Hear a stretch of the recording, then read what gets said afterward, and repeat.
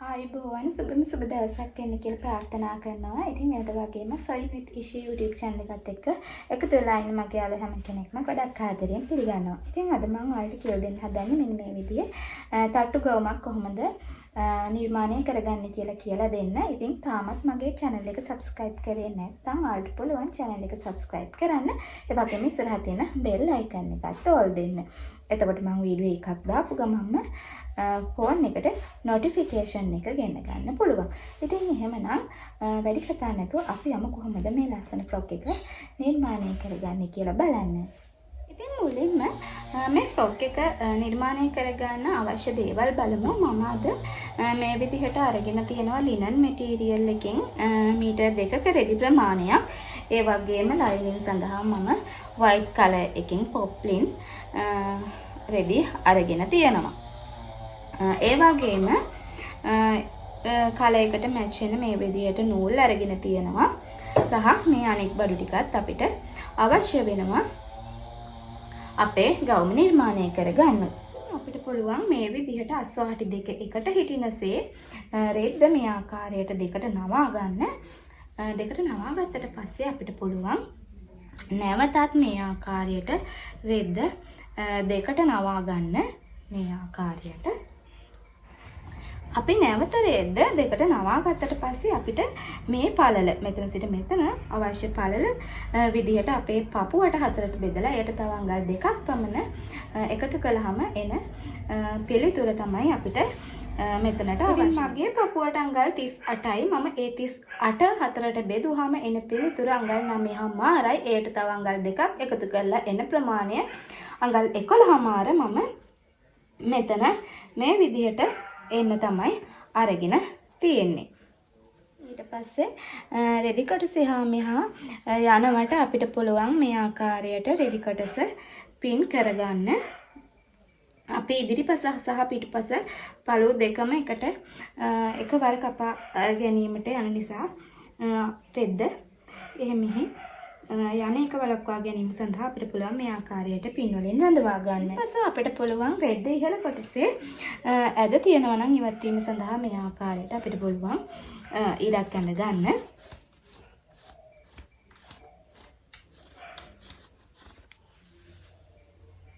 අපි මුලින්ම කරන්න ඕනේ අපේ උරහිස මිම්ම දෙකට බෙදලා එන පිළිතුර මෙහි ලකුණු කරන්න ඕනේ. ඉතින් මගේ උරහිස මිම්ම අඟල් 14යි. 14 දෙකට බෙදලා එන පිළිතුර අඟල් 7ක ප්‍රමාණය මම මෙහි ලකුණු කරනවා. ඉතින් ඒ ප්‍රමාණයම අපිට පුළුවන් අඟල් 7 ප්‍රමාණයම මේ විදිහට මෙතන සිට අපිට පුළුවන් මෙතනට පහළට ඉහළ සිට පහළට ඒ ප්‍රමාණයම ලකුණු කරගන්න මේ ආකාරයට. ඊට පස්සේ අපිට පුළුවන් රේඛාව ඇඳ ගන්න. ඊපස්සේ අපි කිරීමට අවශ්‍ය වෙන්නේ මේ විදිහට එහරහා යන රේඛාව මේ ආකාරයට ඇඳ ගන්න.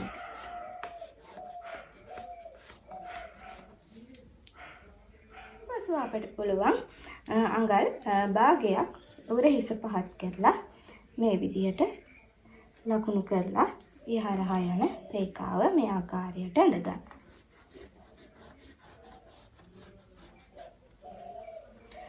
ඉන්පසුව කරන්න අවශ්‍ය වෙන්නේ අපේ පපුවට හතරට බෙදලා මගේ පපුවට 38ක් එනවා. ඒක හතරට බෙදුවාම 9මාරයි.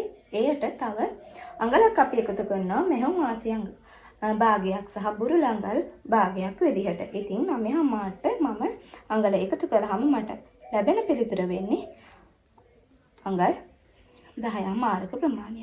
මම එය මෙහි ලකුණු කරනවා. පසුව මෙතන සිට ඇතුළට අඟලක් අපිට පුළුවන් මේ විදිහට ලකුණු කරන්න. අඟල් ලකුණු කරලා ඊට පස්සේ අපිට පුළුවන් මේ රේඛාව හරියට දෙකට බෙදා ගන්න. ඉතින් 6මාරක ප්‍රමාණයක් තියෙනවා. 6මාර අපිට ටේප් එකකින් දෙකට බෙදලා අපිට පුළුවන් ලකුණු කරගන්න මේ විදිහට. ඊට පස්සේ අපිට පුළුවන් මේ හරහා වක්‍රාකාර හැඩය ඇඳ ගන්න මේ ආකාරයට.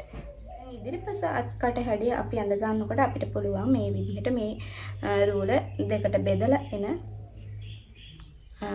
තැන සිට මේ විදිහට හැට්ට කොටසේ ඇතුල් පැත්තට අඟල් භාගයක් මෙන්න මේ ආකාරයට ලකුණු කරගන්න පුළුවන්.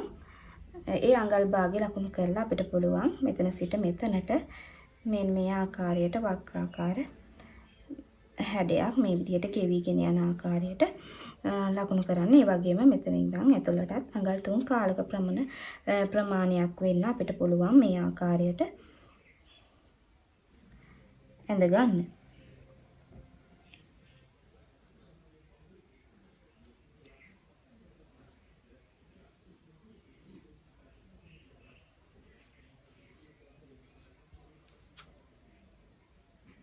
මම නම් පින් ටික ගලවලා ඉවත් කළා.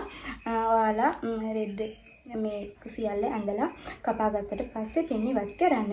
ඉතින් මම ඊළඟට කරන්න යන්නේ මගේ ඉනට අවශ්‍ය මුළු උස ප්‍රමාණය මෙහි ලකුණු කරන්න. මට ඉන කොටස අවශ්‍ය වෙන්නේ අඟල් 13ක ප්‍රමාණයක්. එයට මම තවත් අඟලක ප්‍රමාණයක් එකතු කරලා අඟල් 14ක් මේ ආකාරයට ලකුණු කරනවා.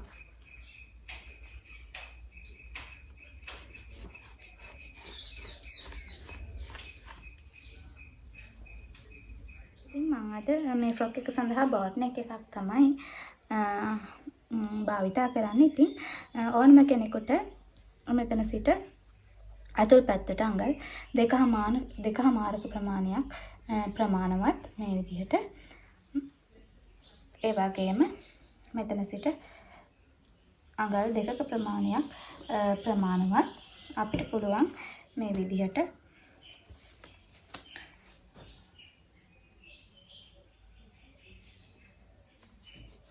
මේ අඟල් 2 හරහා මේ ආකාරයට ඇඳගෙන මෙතනින් පොඩි වක්‍රාකාර හැඩයක් ඇඳගෙන අපේ බෝට් නෙක් එක මේ විදිහට ඇඳ ගන්න පුළුවන්.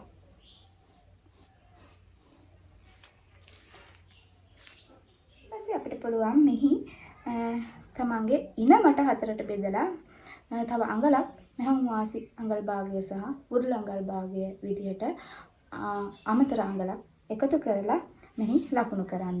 ඉතින් මගේ ඉන මට මින්ම අඟල් 32ක් එනවා. ඒ 32 හතරට බෙදුවහම මට අඟල් 8ක ප්‍රමාණයක් තමයි එන්නේ. ඒ අඟල් 8ට මම තව අඟලක් එකතු කළාම මට අඟල් 9ක ප්‍රමාණයක් ලැබෙනවා. පිළිතුර විදිහට මම එය මෙහි ලකුණු කරනවා. ඊට පස්සේ අපිට පුළුවන් මේ හරහා මේ ආකාරයට ඉරක් ඇඳ ගන්න. දැන් අපි මේ කපා ගමු. මුලින්ම අපි කරන්න අවශ්‍ය වෙන්නේ අපේ පිටුපස පළුව තමයි කපා ගැනීමට අවශ්‍ය වෙන්නේ.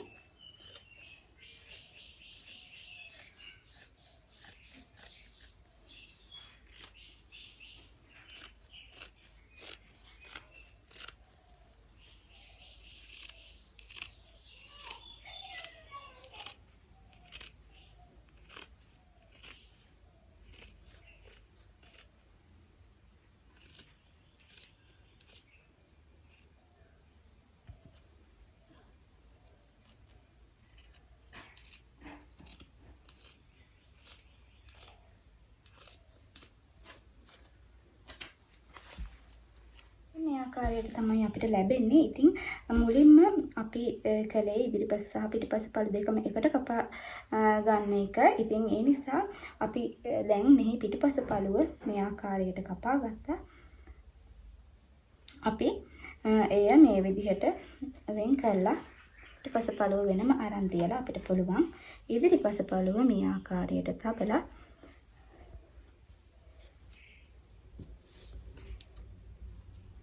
මේ විදිහට නැවතත් මේ ආකාරයට කපා ගන්න. ඊට පස්සේ අපිට පුළුවන් මේ කොටස් දෙක ඒ විදිහටම තියලා මේ ආකාරයෙන්ම ලයිනින් කොටස් දෙක කපා ගන්න. ඉතින් අපි බලමු දැන් සාය කොටසේ උස හදා ගන්න විදිහ. මෙන්න මේ විදිහට සායේ උස ප්‍රමාණය අපිට හදා ගන්න පුළුවන්. ඉතින් මට සාය උස විදිහට අඟල් 24ක ප්‍රමාණයක් තමයි අවශ්‍ය වෙන්නේ. ඉතින් මේ අඟල් 24ක ප්‍රමාණය මම තට්ටු 3කට තමයි මේ සාය කොටස හදා ගන්න හදන්නේ. ඉතින් පළවෙනි ඒ තට්ටුවේ උස මට අඟල් 12ක ප්‍රමාණයක් තමයි අවශ්‍ය වෙන්නේ. ඒ වගේම දෙවන තට්ටුවේ උස විදිහට මට අඟල් 8ක ප්‍රමාණයක් අවශ්‍ය වෙනවා. තෙවන තට්ටුවේ උස විදිහට අඟල් 4ක ප්‍රමාණයක් අවශ්‍ය වෙනවා. එතකොට මේ අඟල් 24 මම මේ විදිහට හදාගත්ත අඟල් 12 8 4. එතකොට මේ ඔක්කොගෙම එකතු අඟල් 24ක් වෙන්න හදාගත්තා. ඉතින් මම පළමු අඟල් 12ට තව අඟලක් එකතු කරනවා. ඒ එකතු කරන්නේ තට්ටු එකිනෙක මූට්ටු වෙනකොට අවශ්‍ය මෙහුම් වාසි සඳහා. එතකොට පළවෙනි එක අඟල් 13ක්, ඒ වගේම මෙතනට තව අඟලක් එකතු කළාම අපිට අඟල් 9ක ප්‍රමාණයක් ලැබෙනවා. ඒ වගේම මෙතන තව අඟලක් අපි එකතු කළාම අපිට ලැබෙනවා අඟල් 5ක ප්‍රමාණය.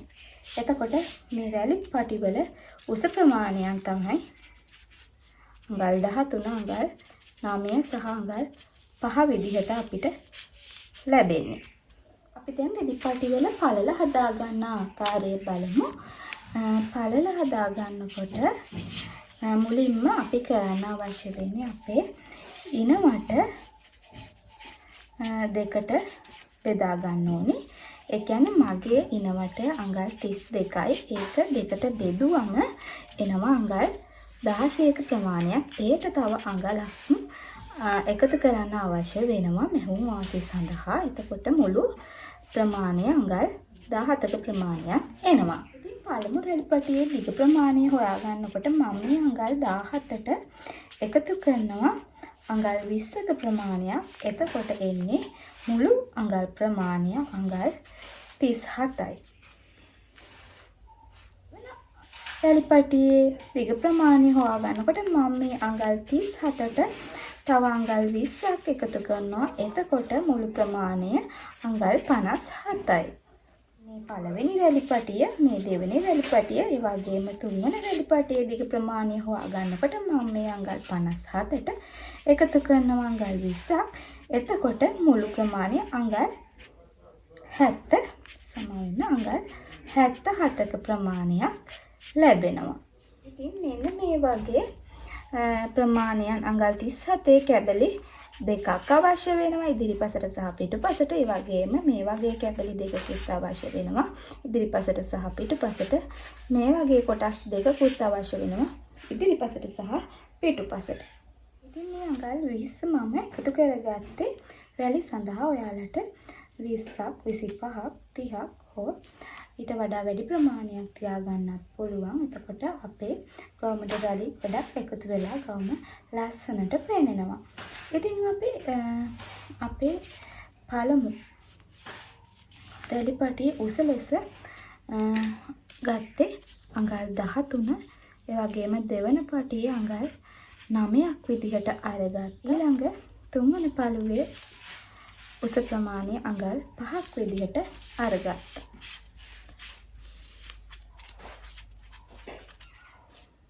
ඉතින් ඔයාලට මතක ඇති උස අඟල් 13 9 5 විදිහට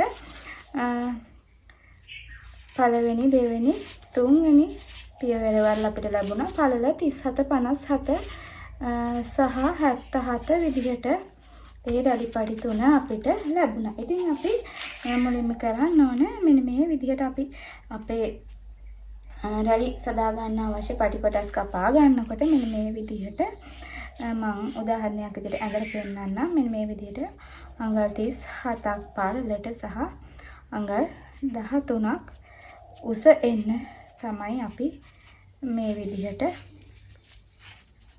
පටි කොටස් කපා ගන්න ඕන මේ පළවෙනි පටිය. ඉතින් දෙවෙනි පටිය අපි කපා ගන්නකොට මෙන්න මේ විදිහට තමයි කපා ගන්න. මේක අඟල් 57ක් පළල සහ අඟල් 9ක් උස ප්‍රමාණයෙන් තමයි අපි අරගන්නේ. ඉතින් ඊළඟ කොටස අපි මෙන්න මේ විදිහට අරගන්නකොට අඟල් 77ක් පළලට සහ අඟල් 5ක් අපිට පුළුවන් උස එන්න මේ විදිහට අරගන්න.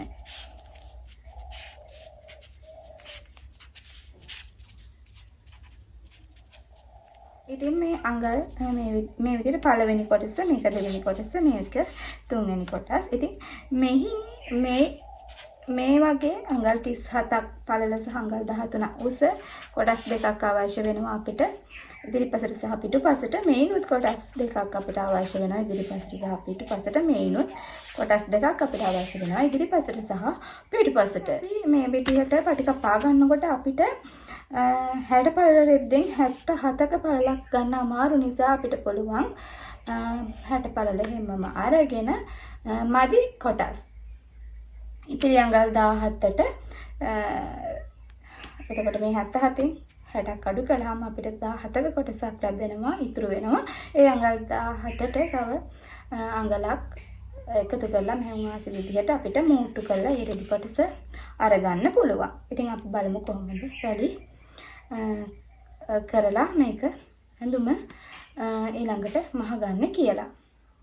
අපි දැන් මුලින්ම කරන්න අවශ්‍ය වෙන්නේ අපේ ඉදිරිපස පළුව අරගෙන මේ විදිහට ඇතුළට දැන් අපි ලයිනින් එකක් දාන නිසා ඇතුළට හොඳ පිට තියාගෙන මෙන්න මේ ආකාරයට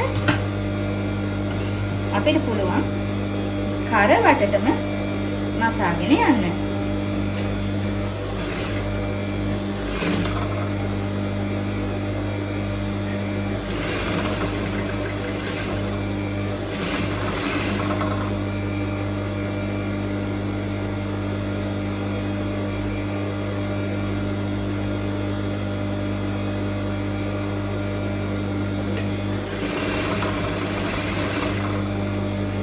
පස්සේ අපිට තියෙන්නේ මේ විදිහට කර වටට මසා ගත්තට පස්සේ මේ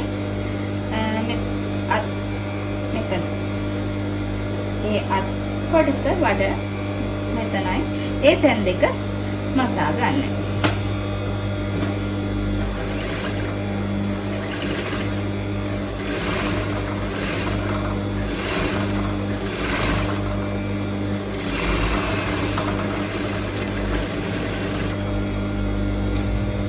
ඉතින් අපි මේ විදිහට මසා ගත්තට පස්සේ අපිට පුළුවන් මේ විදිහට හොඳ පිටපැත්ත හරව ගන්න.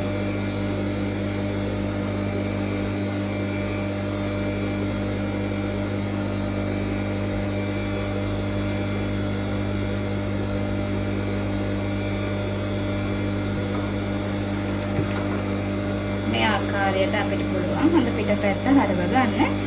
දැන් අපි කරන්න අවශ්‍ය වෙන්නේ අපේ පිටිපස පළුවත් මේ ආකාරයටම ඒ විදිහට මසාගෙන හොඳ පැත්ත හරව ගන්න එක.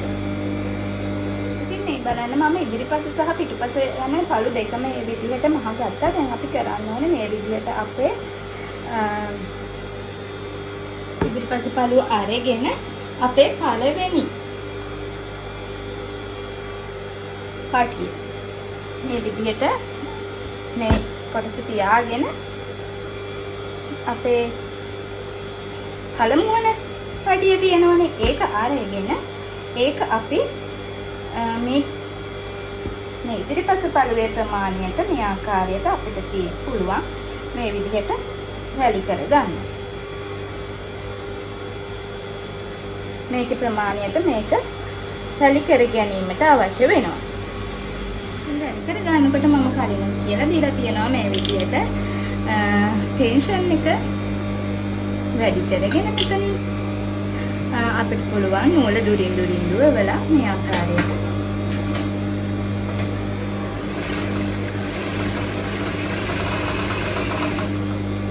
දුරින් නූල දුවවලා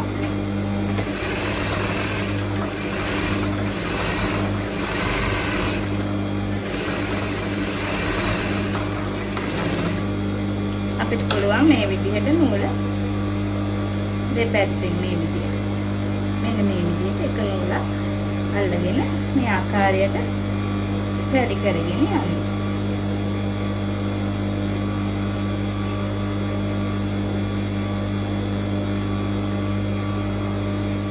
අවශ්‍ය ගානට රැඩි කරගත්තට පස්සේ අපිට පුළුවන් මෙතන අපි ටෙන්ෂන් එක හදපු ප්‍රමාණය නැවතත් අපිට අවශ්‍ය තත්ත්වයට පත් කරගෙන මේ විදියට උඩින් අපිට පුළුවන් නැවත මසාගෙන යන්න. නැත්නම් අපේ රැලි තියපු ටිකේ හාමිනා යන්න පුළුවන් නිසා.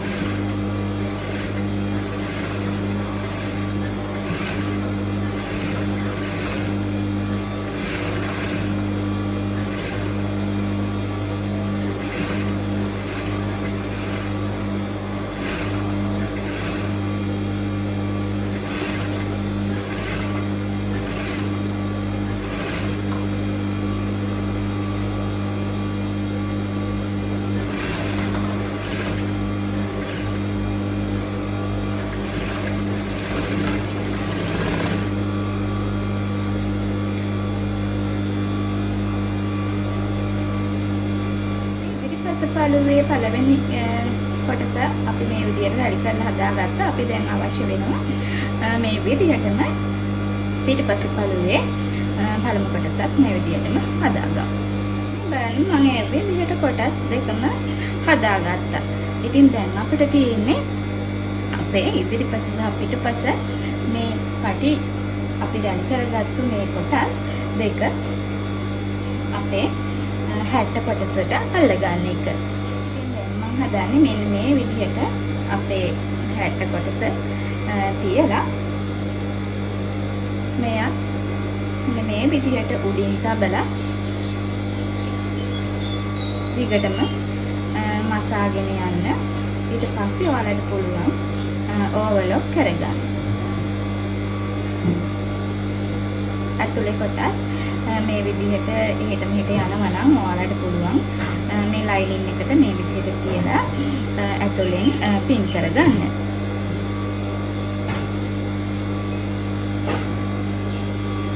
ඉතින් මම මෙන්න මේ විදිහට උඩින් මසාගෙන යනවා මේ වැලි ටික.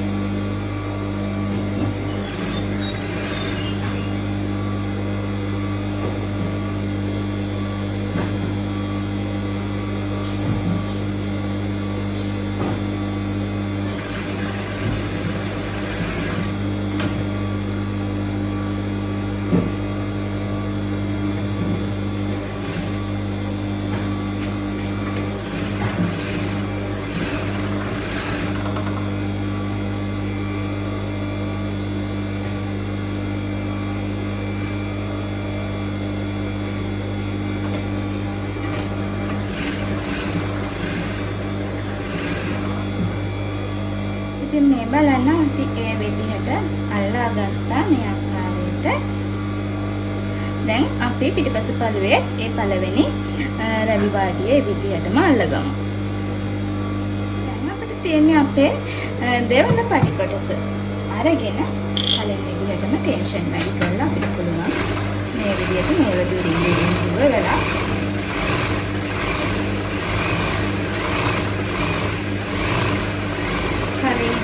රැලි හදාගත්තු විදිහටම රැලි කරගෙන අපිට තියෙන්නේ අපි පළවෙනි තට්ටුවට මෙය සම්බන්ධ කරගන්න එක. මේ විදිහට අපිට පුළුවන් රැලි කරගන්න.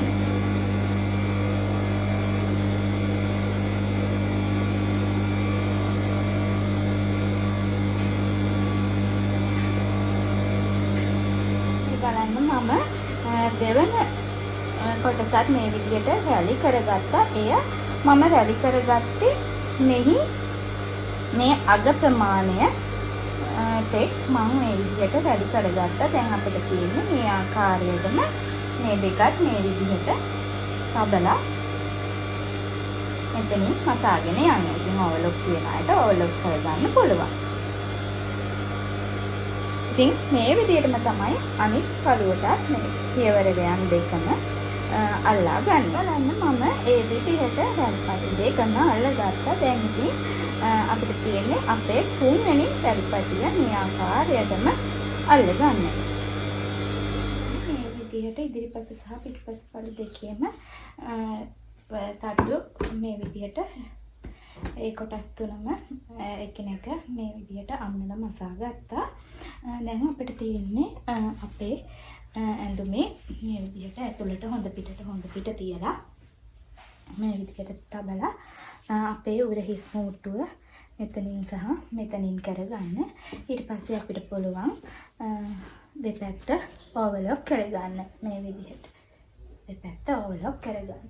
ඉතින් මේ බලන්න මම උරහිස් මේ විදිහට මූට්ටු කරගත්තා. ඒ වගේම සයිඩ් එකත් මේ විදිහට ඕවර්ලොක් කරලා මූට්ටු කරගත්තා. ඒ වගේම මම මේ කොටසුත් මේ විදිහට ඕවර්ලොක් කරගත්තා. සයිඩ් මූට්ටුව කරගන්නකොට ඇතුලෙන් සයිඩ් මූට්ටු කරගන්නකොට මේ විදිහට හොඳ පිට පැත්තෙන් මෙතන මේ විදිහට එක්කෙලි වෙන්න මහ ගන්න. මෙතනත් එහෙමයි. මේ විදිහට එක්කෙලි වෙන්න මහ ගන්න. නැත්තම් උසකට යාමක් සිදු වෙන්න පුළුවන්. ඒ නිසා ඒක බලලා නිවැරදිව මසා ගන්න. ඉතින් දැන් අපිට තියෙන්නේ මෙහි යට වාටිය කොටස දෙවරක් නවලා වටටම මසාගෙන යන්න.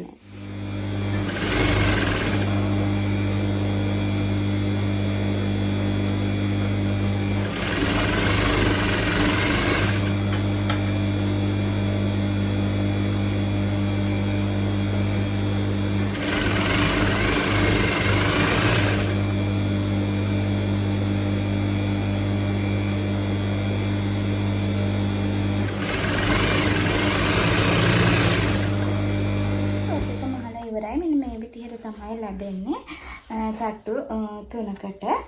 ඉතින් ඔයාලට පුළුවන් මේ විදිහට ෆ්‍රොක් එක මහලා බලන්න.